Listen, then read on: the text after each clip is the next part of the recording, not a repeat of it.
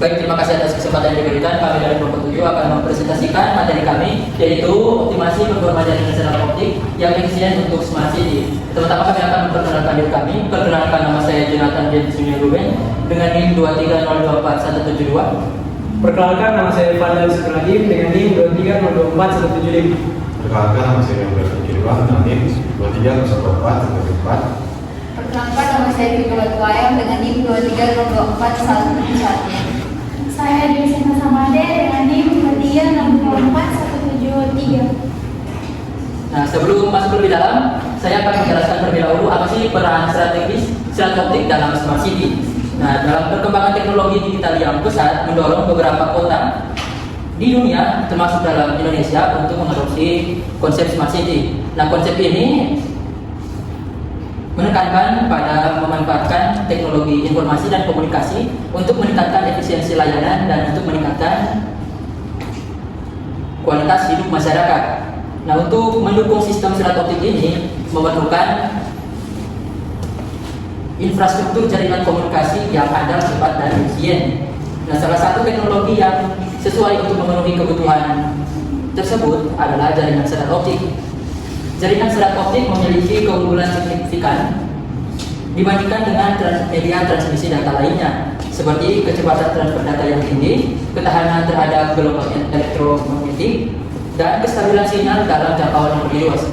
Nah, teman-teman sekalian, karena kami mendapat beberapa kendala mengenai judul PBL kami, jadi kami memutuskan untuk melakukan studi lapangan untuk memenuhi laporan terkait materi PBL kami. Oke, baik. Jadi langsung saja, tujuan kami untuk studi lapangan pada PT Telkom Akses yaitu untuk menggali informasi teknis dan praktis terkait implementasi jaringan fiber optik serta keterkaitannya dengan konsep dan penerapan pada smart city di Indonesia. Oke, jadi yang pertama tentang infrastruktur dan distribusi jaringan fiber optik. Infrastruktur jaringan fiber optik terdiri dari kabel serat optik yang digunakan untuk mentransmisikan data dengan kecepatan tinggi. Distribusi jaringan ini dimulai dari pusat data hingga ke rumah-rumah warga. Telkom Akses sendiri menggunakan teknologi GPON atau Gigabit Passive Optical Network yang membagi sinyal optik ke banyak pengguna dengan efisien. Kemudian selanjutnya, sistem monitoring dan troubleshooting jaringan. Telkom Akses menggunakan sistem monitoring real time untuk memantau kinerja jaringan seperti bandwidth, latency, dan gangguan. Mereka menggunakan network management system untuk mendeteksi dan menganalisis masalah.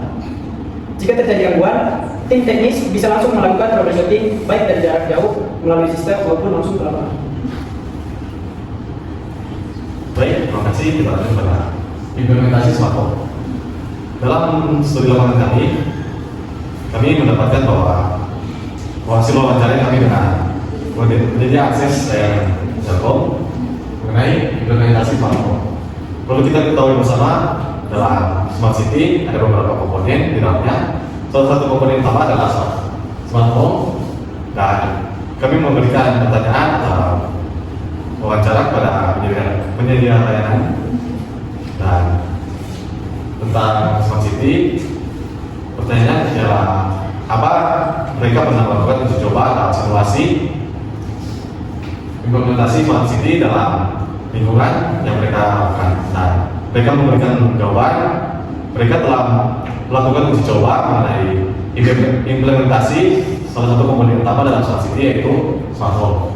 Di dalamnya mereka melakukan uji coba, beberapa komponennya adalah smart CCTV yang digunakan untuk pengawasan rumah secara otomatis. Jadi kita bisa memantau rumah kita melalui smartphone dari jarak jauh ataupun dari jarak dekat dengan real time atau kapanpun yang kita mau. Yang berikutnya smartphone mereka gunakan untuk implementasi kepada pintu agar jika pengguna lewat atau masuk atau keluar, pintu otomatis akan terbuka, dan ini meningkatkan keamanan dan kemudahan akses tanpa kunci manual. Selanjutnya ada smoke detector yang berguna untuk sensor asap yang berfungsi mendeteksi potensi kebakaran lebih cepat atau lebih awal, dan bisa memberikan notifikasi otomatis kepada penghuni atau kepada kita jika akan terjadi kebakaran. dan selanjutnya smart indicate. Perangkat ini digunakan untuk menampilkan kondisi sistem rumah secara menyeluruh, mulai dari suhu, keamanan, hingga konsumsi energi, dan semuanya dalam satu panel atau dalam satu aplikasi yang kita buat. Selanjutnya kita masuk pada kendala implementasi pada optimasi performa jaringan serat optik yang efisien untuk smart city. Yang pertama ada biaya yang tinggi. Pembangunan awal jaringan serat optik memerlukan investasi besar, terutama untuk pemasangan kabel dan perangkat pendukung. Yang kedua, kurangnya tenaga ahli. Terbatasnya sumber daya manusia yang memiliki keahlian teknis dalam instalasi dan perawatan jaringan menyebabkan proses optimasi tidak maksimal. Yang ketiga, kerusakan fisik. Kabel serat optik rentan terhadap kerusakan akibat cuaca ekstrim, aktivitas konstruksi atau vandalisme yang mengganggu performa jaringan. Yang keempat, akses sulit ke wilayah tertentu. Daerah terpencil atau padat penduduk seringkali sulit dijangkau untuk pemasangan infrastruktur, menghambat pemerataan jaringan. Yang kelima, gangguan teknis. Permasalahan seperti redaman sinyal, sambungan tidak stabil, atau konfigurasi jaringan yang kurang optimal dapat menurunkan efisiensi performa.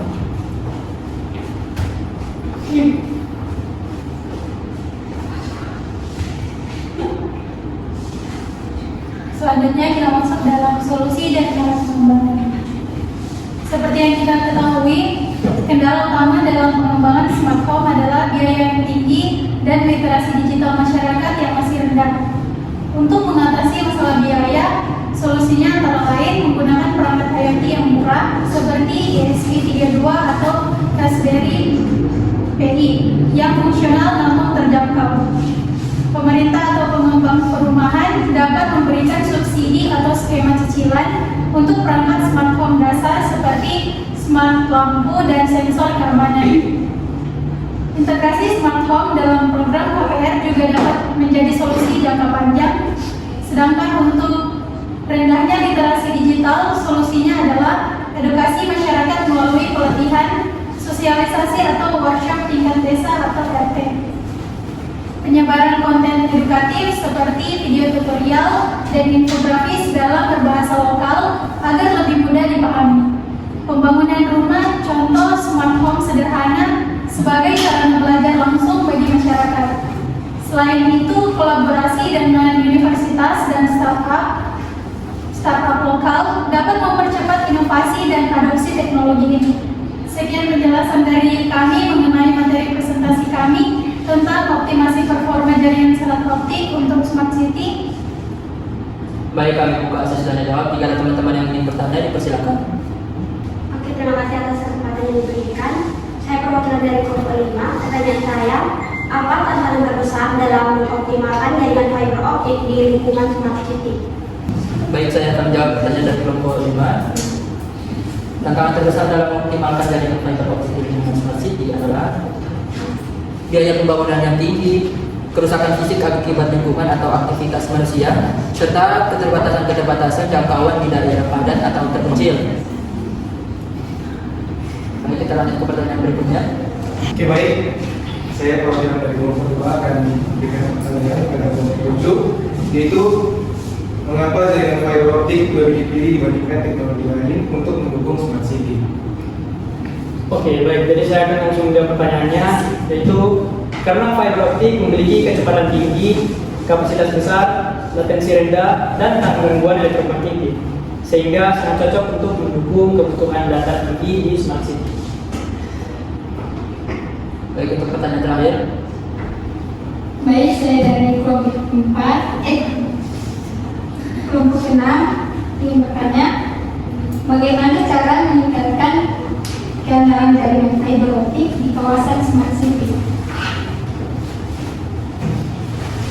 Baik, saya akan menjawab pertanyaan dari kelompok 6. Dengan membangun topologi jaringan redundan seperti ring, melakukan pemeliharaan rutin, menggunakan konektor dan kabel berkualitas, serta memasang sistem monitoring real time untuk deteksi dini gangguan. Baik, demikianlah presentasi dari kami. Jika ada kesalahan kata mohon dimaafkan. Terima kasih. Terima kasih.